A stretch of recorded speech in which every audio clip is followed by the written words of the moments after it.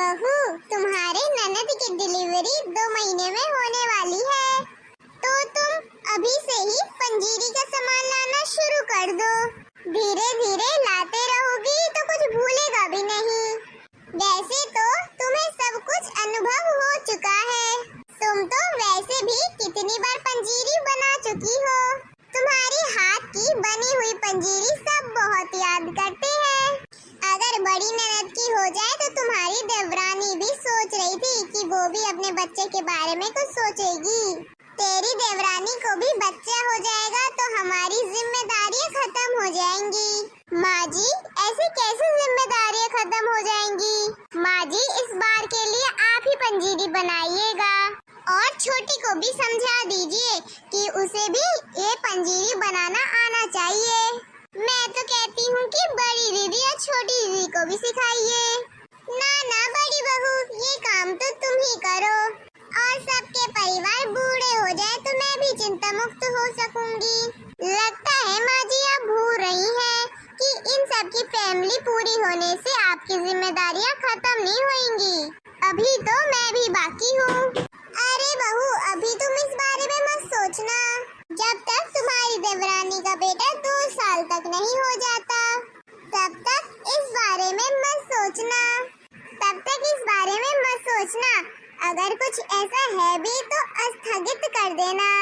इन सब का हो जाए तो तुम फिर सोचना। वैसे भी तुम्हारी शादी को 8-10 साल हो चुके हैं। तुम इन सब में अपनी टांग मत अड़ा लेना। और हाँ, तुम्हें ये सब करने की कोई जरूरत नहीं है। सभी अपने अपने बच्चे लेकर अपने घरों को चली जाएंगी और तुम्हारा कौन करेगा? अरे ये क्या, मैं तो अपनी सास को खुशखबरी सुनाने जा रही थी और सास ने क्या सुना दिया।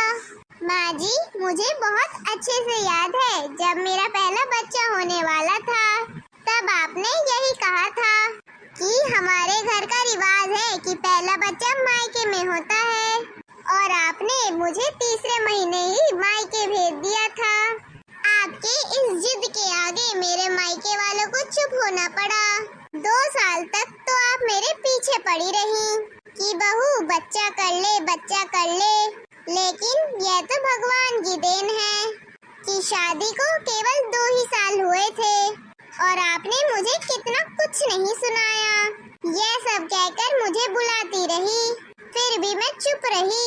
लेकिन बस अब नहीं, मैं आपके बेटे की सेवा नहीं कर पाऊंगी क्योंकि मैं खुद माँ बनने वाली हूँ। क्या यह खबर तो मेरे बेटे को नहीं बताई?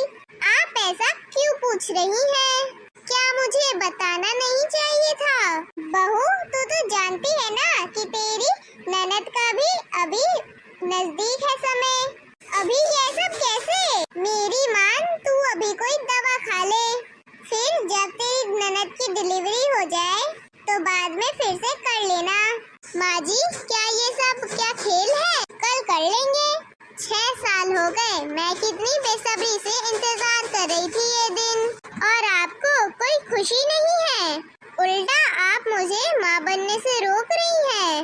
और वैसे भी माँ जी, आपके यहाँ तो रिवाज है ना कि पहला बच्चा मायके में ही होएगा, तो फिर क्या चिंता है? तो मैं मायके चली। बहू, तुम मायका चली जाएगी तो मैं नेहा को कैसे देखूंगी? नेहा दीदी को आप उसके ससुराल ही भेज दो, ठीक मेरे मायके। नहीं बहू, तू अभी माँ नहीं बन सकती। बस माँ बस, आप ये क्या कह रही हो? लता, शालू, ये सब मेरे लिए पहले है, लेकिन यह तो नहीं उनके खुशियों के लिए हम अपनी खुशियाँ दांव पर लगा दे। नहीं बेटा, मेरा वो मतलब नहीं था। कैसे नहीं था माँ? मैंने सब सुन लिया है कि आप अपनी बड़ी बहू से दवा खाने के लिए कह रही थी। माँ, क्या हमें माँ बाप बनने का अधिकार नहीं है? मुझे आपसे ऐसी उम्मीद नहीं थी। माँ, आपकी बहू आपकी ननद देवरानी के लिए सब कुछ कर सकती है, तो क्या वो लोग नहीं कर सकते? खैर, आपको इस बात की टेंशन लेने की जरूरत नहीं है। मैं उन्हें मायके छोड़ के आ चुका हूँ और उसको डिलीवरी के बाद ही लेकर आऊँगा। तब तक आपको जो भी करना हो, जैसे करना हो वैसे कीजिएगा, लेकिन यह खुशी मैं अपनी जिंदगी से जाने नहीं दूंगा। चलो तुम। रुको बेटा, तुम्हें कहीं जाने की जरूरत नहीं है। पता नहीं मुझे क्या हो गया खुशी तो देखी, लेकिन अपने बहू की खुशियों को भूल गई। मुझे माफ कर दे बेटा। अच्छा ठीक है, आइंदा से ऐसी कोई बात ना हो घर में। हाँ इससे तो मेरे काम भी नहीं हो पाता घर में। क्या हुआ बहू? कुछ नहीं माँ जी, बस उठने बैठने में परेशानी होती है। हाँ वो तो होगी ही। बहू तुम मेरी मानो तो तुम बेड रेस्ट कर लो। लेकिन माँ जी घर के काम, अरे वो सब तो होते ही रहेंगे, तुम्हें चिंता करने की कोई जरूरत नहीं है। तुम्हारी देवरानी है ना। ठीक है माँ जी। अरे वाह, इतने सारे फल। हाँ बहू, तेरे लिए है ये सारे फल। मेरे लिए?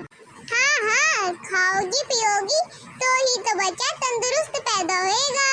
और तुम तो जानती हो कि सावन का महीना तो शुरू हो गया है कब से, और आज सभी सोमवार का व्रत करते हैं। जी माँ जी, लेकिन इस बार मैं व्रत नहीं कर पाऊंगी।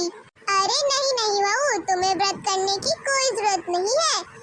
मेरे पोते को भूखा रखोगी क्या? खूब खाओ पियो। ठीक है माँ जी। अच्छा सुनो, आज सावन का पहला सोमवार है, तो मैं मंदिर जा रही हूँ। भगवान भोलेनाथ को अभी से प्रसन्न करना शुरू कर दो। माँ जी मैं भी चलूँ? अच्छा ठीक है, तुम्हारा मन है तो चलो। हमारा नन्हा मुन्ना ज्ञान की बातें सुनेगा तो बुद्धिमान पैदा होएगा। ठीक है माँ जी, मैं भी तैयार हो जाती हूँ।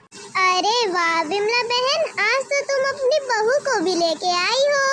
हाँ बहन, बहू का मन था तो सोचा साथ ही ले आऊं। अच्छा किया आपने। मैंने सोचा कि आपके सुंदर सुंदर भजन सुनूंगी तो मेरे बच्चे को भी अच्छा लगेगा।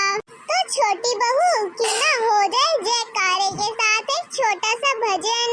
बोलिए शंकर भगवान की जय। जय हो। भोले बाबा छुपे पत्थर में, गौरा मैया पड़ी चक्कर में। भोले बाबा छुपे पत्थर में, गौरा मैया पड़ी चक्कर में।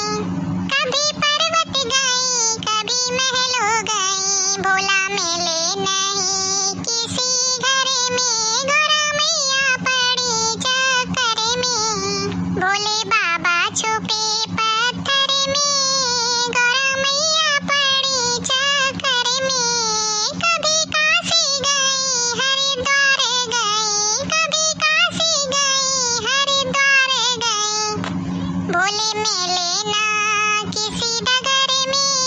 गौरा मैया पड़ी चक्कर में।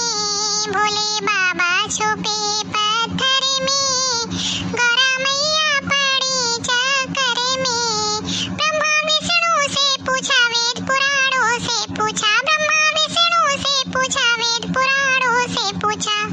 गौरा पूछन गई पीहर में, गौरा मैया पड़ी चक्कर में। भोले बाबा छुपे पत्थर में, गौरा मैया पड़ी चक्कर में। भक्तों ने कहा मैया हमको पता, भक्तों ने कहा मैया हमको पता। भोले बाबा छुपे पत्थर में, गौरा मैया पड़ी चक्कर में। भोले बाबा छुपे पत्थर में, गौरा मैया पड़ी चक्कर में। अरे वाह, क्या गाया